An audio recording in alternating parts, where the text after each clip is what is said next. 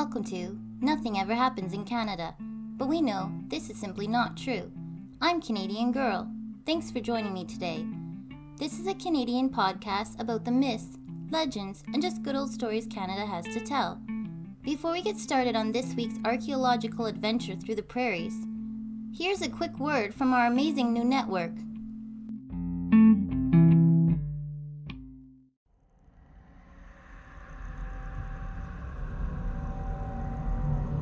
You are about to enter into a new world of knowledge, curiosities, and high strangeness.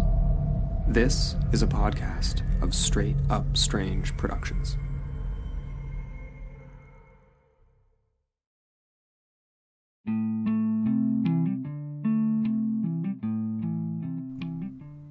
Do head over to straightupstrange.com and check out the rest of my very strange friends. You will not be disappointed.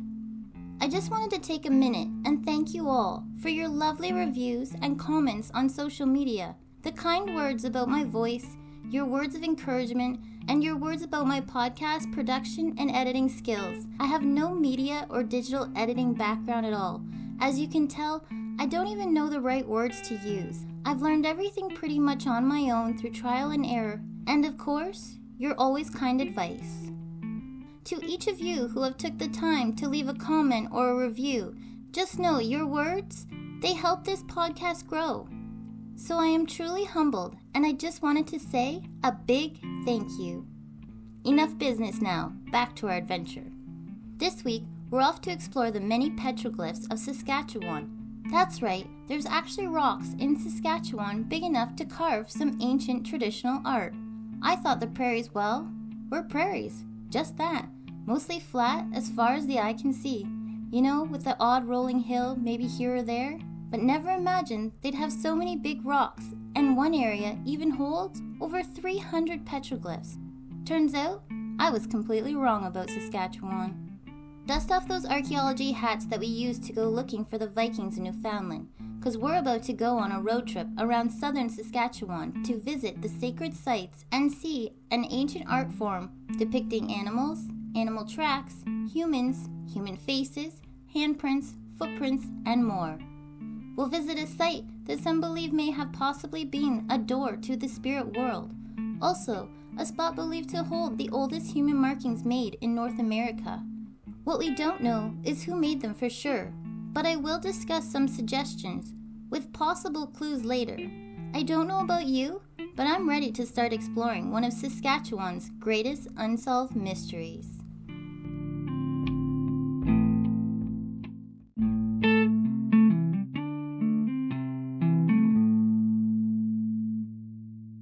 We have a bit of a drive ahead of us as we head out to the most famous site of them all, the St. Victor Petroglyphs. It's about 2 hours away from here in Regina, where we grabbed our rental car so we could make this journey today. So to waste some time, I'll tell you what I know about the ancient traditional art form known as petroglyphs. They can be found all across Canada and are considered to be the oldest and most widespread artistic tradition. Rock art in Canada is linked with searching for helping spirits and with shamanism, which is basically a strong belief in a spiritual connection and the spiritual world. Large sites of rock art can be found in the Maritimes, the Canadian Shield, which is from Quebec to northern Saskatchewan, the Prairies, and the Arctic. The word petroglyphs comes from the Greek words petro, meaning stone, and glyphia, meaning to carve. Petroglyphs were first mentioned by explorers in Canada as early as the 1800s. Although significant records and documentation cannot be found until about the 1850s. Petroglyphs are often considered to be on sacred grounds and should be treated as such, just like you would treat the inside of a church or its grounds. Unfortunately, this is not normally the case. Most often, they have some other type of modern graffiti right beside them or literally right on top of them. I will never understand people who do such things. If you'd like to leave your mark in history for all to find, get your own damn rock. That's all I'm gonna say. The best time to observe and photograph all petroglyphs is in the morning or the evening on a very clear day when the angle of the sun is at 45 degrees or less. Also, another great trick is right after the rain. Please do not throw water on the petroglyphs yourself. This will speed up their erosion time. Rock art is usually divided up into two categories, petroglyphs and pictographs. Petroglyphs are known to be more of a carving type drawing, but does include some paintings, most often made by tools and can be found on cliff walls, boulders, and flat bedrock surfaces. Pictographs are paintings made using red ochre. The petroglyphs we are most concerned with today are those found in Saskatchewan. They can be found all over the province. What we don't know is who carved them for sure, making them one of the province's greatest mysteries. The majority of the petroglyphs found in the province date back to hundreds, if not thousands of years. The biggest collection can be found just outside of a small town in St. Victor, Saskatchewan, which is just east of Assiniboia, Saskatchewan. More than 300 carvings have been made into a sandstone cliff, boulders, and other rocks scattered along the grounds. And we're just pulling up into the parking lot now. Perfect timing.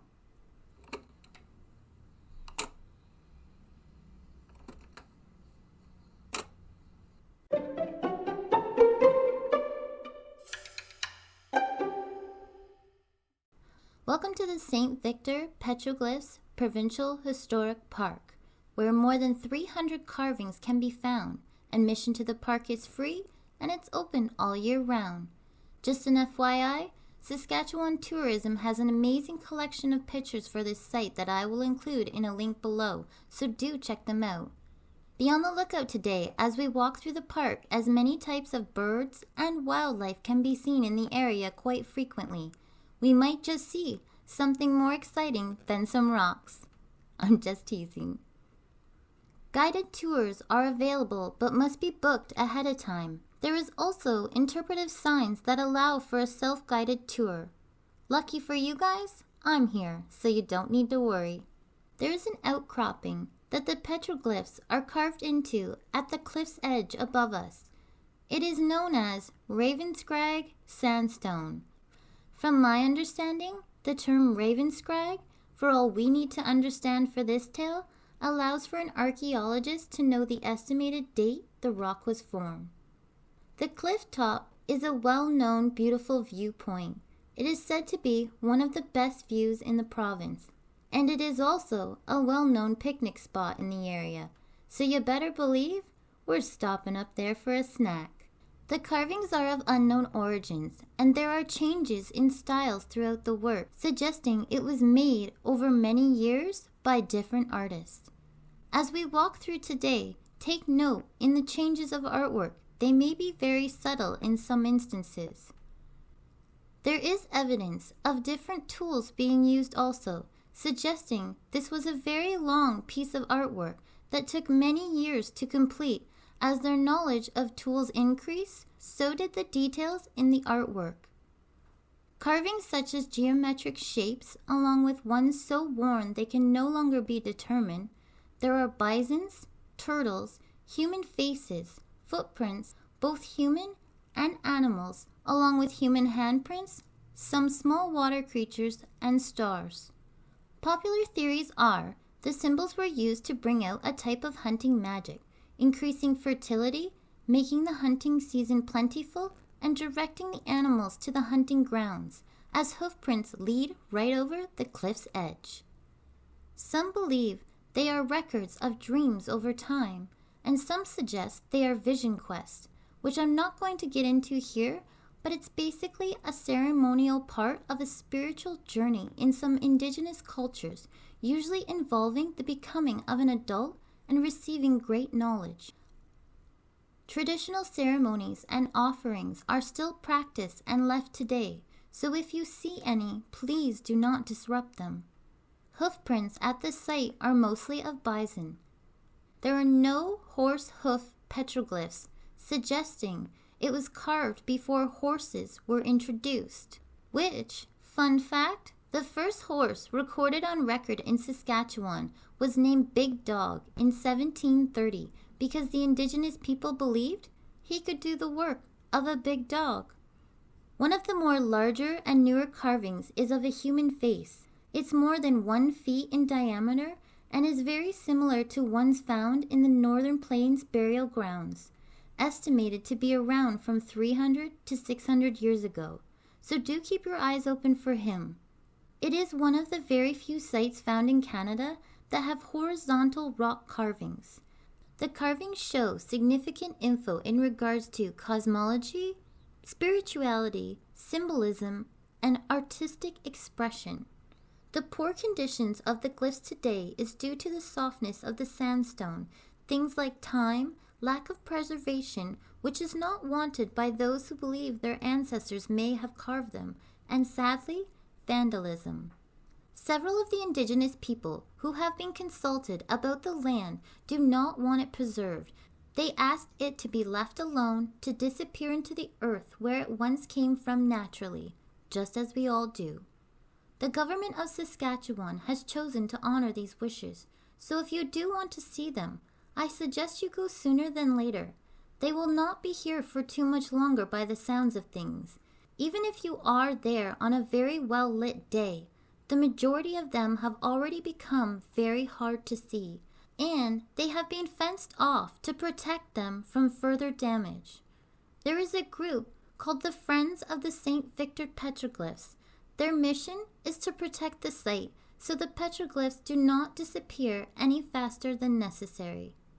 One of the more interesting carvings that is also disappearing rather fast is of a man standing with his right arm reaching up towards a circle and his left arm towards a footprint. David Monroe, a member of the Friends of the St. Victor's Petroglyphs, claims that this is one of his favorites and believes it has a message behind it. The site is believed to possibly be carved by the ancestors of the present-day Dakota or Sioux people, as it resembles the rock art tradition of the Siouan people of the late pre-contact period, 500 to 1750 AD. Also, the cloven hoof prints and the use of women's fertility symbols suggest it relates to the Siouan mythology of fertility and the sacred relationship between the bison and women. As such, the petroglyphs were likely concerned with the fertility and used in rituals to ensure a plentiful hunt. Some suspect a connection to the people of the Upper Missouri tribes or the tribes of the plains as well.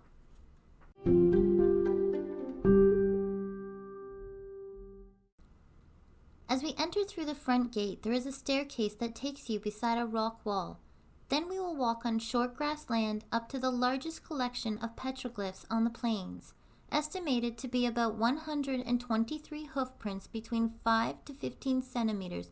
Most are U-shaped. Human feet are carved so accurately they even have different sized toes. Most are roughly 16 centimeters. There is about 51 estimated human footprints. The least common glyph is that of a bird. There is only one and possibly 2 bird tracks. There are 2 depictions of turtles. One is just an outline, the other has been fully carved.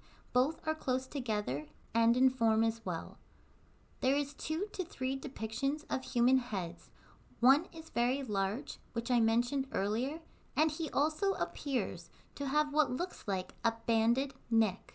As we walk around the bottom section, notice the several cloven hoofs, U-shaped hoofs, and with and without dew claw.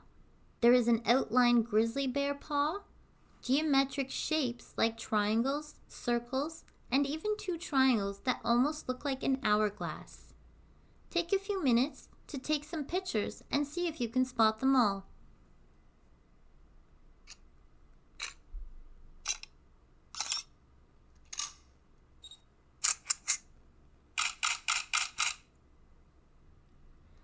Soil removed in 2010 exposed more cloven hooves and dew claws and a U-shaped hoof with a dew claw in the area. The next section you will find is known as the central section. You'll notice several more cloven hoofs with and without dew claws, some partially uncompleted cloven hoofs, U-shaped hoofs with and without dew claws, large cloven hoofs, double-sided cloven hoofs. There are just many styles of hoofs, and some designs that are no longer identifiable. Go ahead and take a look around this spot. They just may not be here the next time you come back. Next, we'll head over to the most photographed and talked about part, the upper site, where the petroglyphs lead right off the cliff's edge.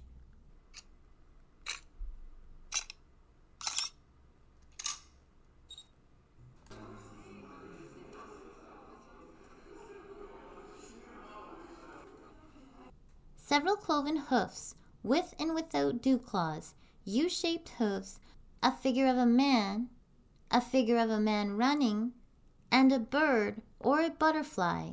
The letter V, which you can see, is said to represent a bird in flight, an almost circular figure said to be unknown, and this section also contains one of the best examples of the cloven hoof that can still be seen very clearly. Turtles, human hands, and fully carved grizzly bear paws. A slight change in the artwork seen on the bottom half where the grizzly bear paw was only an outline. Found along the upper plateau were shattered bones and teeth of woolly rhinoceros. Rhinoceros in Saskatchewan? And woolly ones. Well, I guess they would have to be woolly considering the winters, but I truly never knew that there could have been rhinoceros that once roamed Saskatchewan. I thought that was a pretty neat little find. They also found pieces of three-toed horse bones, camel, and turtle shell fragments. As we sit down and have a quick picnic and enjoy this amazing view of the valley, do sit close and I'll tell you some more about this unique area. The petroglyphs can be found in the deep wooden coulees on the northern edge of the Wood Mountain Plateau. The plateau was created when the last glacier melted away. This is one of those places I never knew existed in Saskatchewan, a place with an elevation of about 3,400 feet. That's pretty impressive for the prairies. The only difference between the Victor site and the rest of the petroglyph sites found in south-central Saskatchewan is the grizzly bear tracks found in St. Victor. All the rest only show black bears. The appearance of the grizzly bears in the carvings leaves the best record of the large beast's presence on the plains before the fur traders arrived.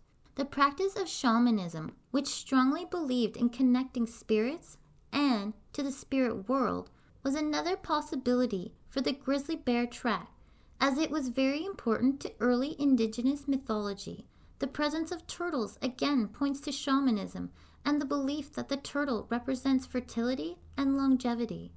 The spiritual world is often depicted as having a bird on top, often a thunderbird, followed by animals and people coexisting in the middle. The pictures found here depict a friendship between humans and animals, and it's shown by the closeness of the designs to one another and of the images of human hands reaching out towards bear paws, very close to that of the spirit world. There is even just one bird to be found in the carvings, just something I found interesting and wanted to point out. Similarities between petroglyphs in south-central Saskatchewan and those found in Ohio and in the Pennsylvania area suggest a possible connection.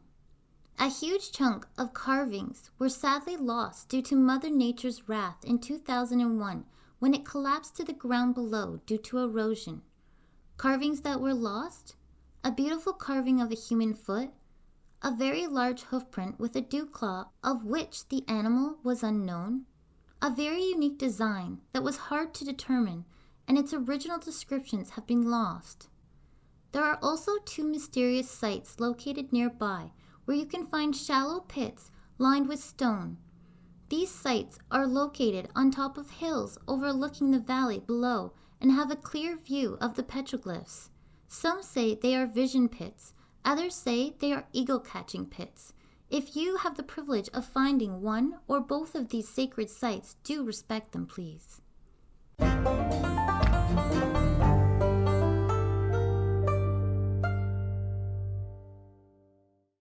We're off next for a quick stop in Weyburn, Saskatchewan to learn about a very interesting petroglyph that was once found there. It was originally found by Victor Petroglyphs on top of a hilltop in 1935. It was described as a limestone boulder with a very interesting face carved in it, weighing in at 400 pounds and 36 centimeters tall. That's 1.2 feet. The carving is about the same size as the rock's face. It is a picture of a human face with an elongated neck which has a number of horizontal bands stretched across it, and several dots can also be found on the human's face in interesting places. 2 dots are on the forehead and a number are on the chin. Notice that he also has bands stretched across his neck, just like the petroglyph we saw in St. Victor. Known as the Weyburn petroglyph, it is Saskatchewan's most popular petroglyph. It was once used by the Archaeological Society on newsletters and such as their main symbol, and it has been published in many publications over time. Today, this interesting piece is located at the Royal Saskatchewan Museum in Regina. The petroglyph appears to have been painted with a red dye at one time in order to enhance its appearance, but this act has also damaged it. There is a theory out there that if you take the constellation of Scorpion, it will line up to some of the dots on the face of the Weyburn petroglyph. An interesting theory I did look into for a few minutes, but could not wrap my head around why, and moved on. But what do you think about it?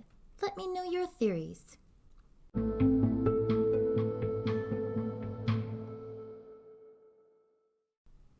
Next up on our road trip is a very interesting rock that literally just sticks out in the middle of nowhere.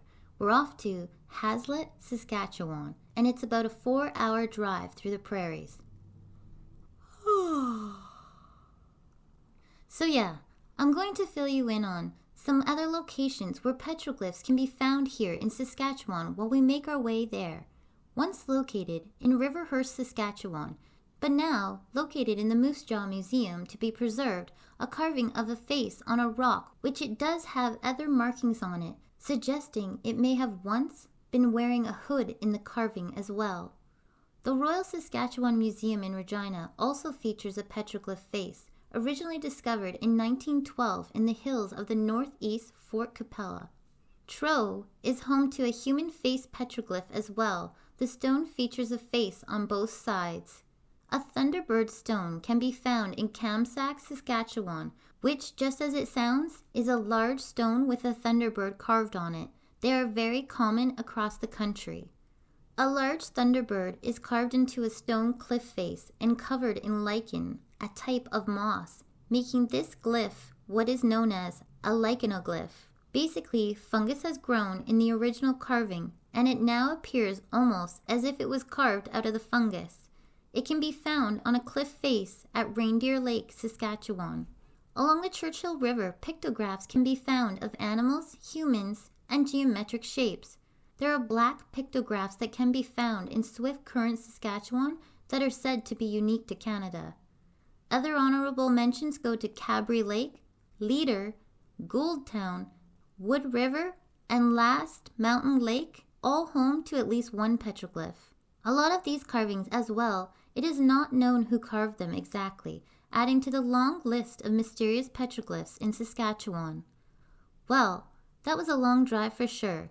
Get out of the car, have a stretch, take a break for a minute.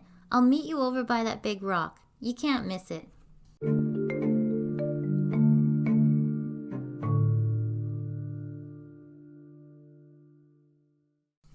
Welcome to the Hazlitt pictographs. Though I realize these are not petroglyphs, they are a perfect example of ancient traditional rock art, and I thought it was important to see some of this on our trip as well. We approach a very large 2-piece rock, which was an important landmark to early travelers in the area needing direction, known as Standing Rock. It can be found on a main trail in the area known since the 1850s. It contains 2, maybe 3, red ochre handprints beneath an overhanging ledge. You have to look very closely to see them, but they are still there, just barely. The rock formation itself is unique and considered to be of significance, and it could easily be seen as being used as an altar for small-scale ceremonies and rituals. Some suspect the opening in between the 2 rocks could symbolize a doorway to the spirit world and would have been used in shamanism practices. Go ahead and get those selfies for the gram. It's not like you're at a said-to-be portal door to another world every day. If you'd like to get your own picture for the gram, or you just enjoy history, at this out-of-this-world door in Saskatchewan, it can be found 300 kilometers west of Regina, just outside of Hazlitt, Saskatchewan, a small farming village of about 100 people. Now let's hop back in the car and head to our final destination. It's about 2.5 hours away. Welcome to the Hershey Petroglyphs. This is a well-known site in Saskatchewan dating back thousands of years. This land is considered to be sacred by the indigenous people of the area, thought to be a ceremonial grounds. Located just 2 kilometers southwest of the town of Hershey, which is northwest of Rosetown in Saskatchewan. It was discovered in 1960 by Henry Kolosky, located on the Great Canadian Fossil Trail, so it truly is a perfect location for it. On high ground overlooking Eagle Creek, the land is in fact home to a 1,500-year-old indigenous ceremonial grounds that was discovered in the coal mine ravine. The 3 monoliths, which are basically like monuments, can be found between the Bear Hills to the north and the Bad Hills to the south. There are 3 boulders that are made of limestone. Boulder number 1 has the most detail and is the largest at 1.7 by 1.8 meters standing, with a series of dots and lines carved into it. The petroglyph does appear very obviously that it goes further into the ground, but no further excavation has been done at the site. The other 2 boulders are a lot smaller and have less work done on them, but we'll still go walk by and take a look at them too. The location has carvings, teepee rings, and a long line of boulders leading to a valley to the north. The 158-acre site along Eagle Creek was the first rock art site to be made a municipal heritage site in 1988. Other artifacts that have also been found at this site are chipped bison bone, red ochre, which is used when painting pictographs that are bright red in color, like the ones we saw on Standing Rock, and pieces of prehistorical pottery, a small tin lid with an engraved design, and a few shoe buckles, which indicated the monoliths had been visited in the late 1890s. The pottery and the bison bone found at the location dated back to anywhere between 1150 and 1750. The 3 boulders, one with tons of tiny circles etched into the rock almost as if they were trying to count something or track something, and another 2 with a lot less markings. They are all thought to be carved with an antler. I'm not sure what to think. If you do take a look at this site, as I certainly had my brain going crazy trying to figure out what they were doing or trying to say, I would love to know what your theories are. Considered to be a monolith means it was put there by someone else, like a monument. The carving is suspected to be a stylistic form of language and is thought to be associated with the Siouan speakers. Siouan is a form of language that used to be used in the Great Plain areas. Others suggest it is a ringing rock, that when you hit it just the right way would produce a tune that was used in ceremonies. The area is now contained by fences, sadly due to returning vandals, and it is heavily guarded by its surrounding community who clearly values it. In order to see the site like we did today, a tour guide must be booked in advance. You guys are certainly lucky I'm here all the time. A teepee ring has also been found very close by, along with an 8-centimeter brass disc with a pictograph on it of a central circle with 2 radiating lines, a brass bracelet, and a number of beads, and severely tiny pieces of shattered pottery, believed all to be offerings placed at the monoliths. The unique thing about this location is that it has the most ancient style of carvings known as pit and groove.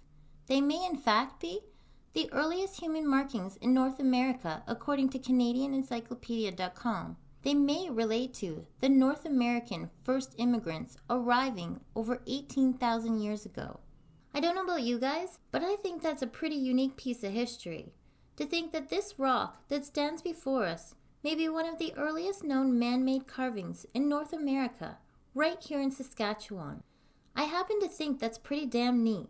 And if you live in Saskatchewan, which I know a couple of you people do, if you have the opportunity, I'd be heading over to see some of these amazing sites that are truly remarkable pieces of history, lying secretly in the prairies.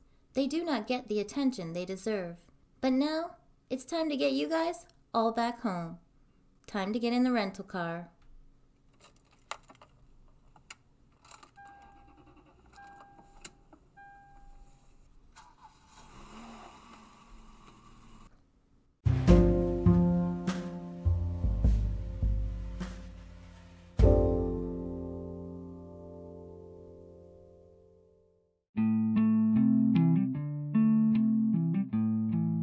Well, that was another amazing adventure indeed. I never knew that there was so much ancient rock art all over Saskatchewan that remains to be the province's biggest mystery, as no one truly knows who made them and when. Tom Jones, the executive director of the Saskatchewan Archaeology Society, said it best.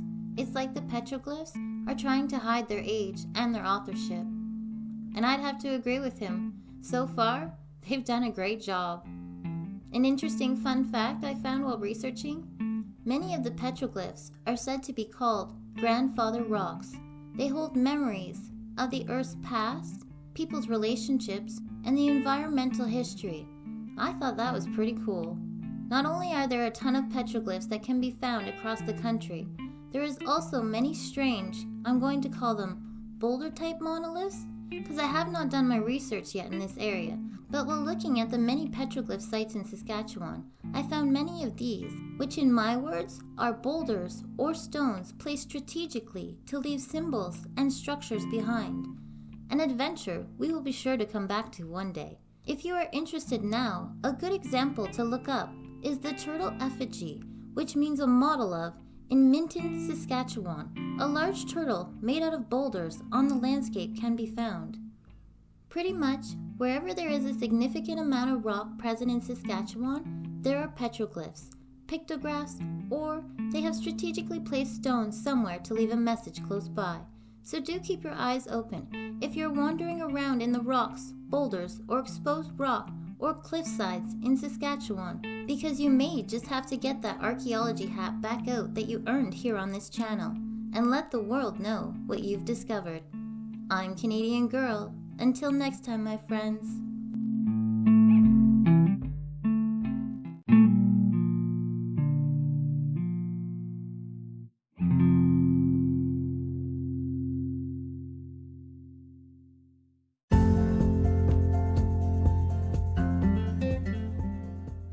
Want to help support the show?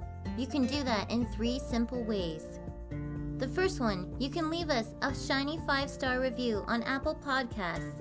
This small gesture means so much to this podcast, as it allows us to move around on the podcast charts and meet more awesome listeners like you. The second, you can stop by our souvenir shop and pick up a souvenir from one of our great adventures and take it on your very own. There's t-shirts, water bottles, notebooks, and so much more. Do head over to our souvenir shop today and grab some adventure gear. And finally, the third way you can help support the show is by donation. We have a fancy PayPal button that can be found on the top right of our webpage. This button allows you the option to donate as much as you want, whenever you want. All donations will be used for the channel by buying new books for research, paying for the podcast website, and upgrading equipment. All 3 links to help support the show, of course, can be found in the show notes below. I thank you all so much for your support of the show. It means the world to me.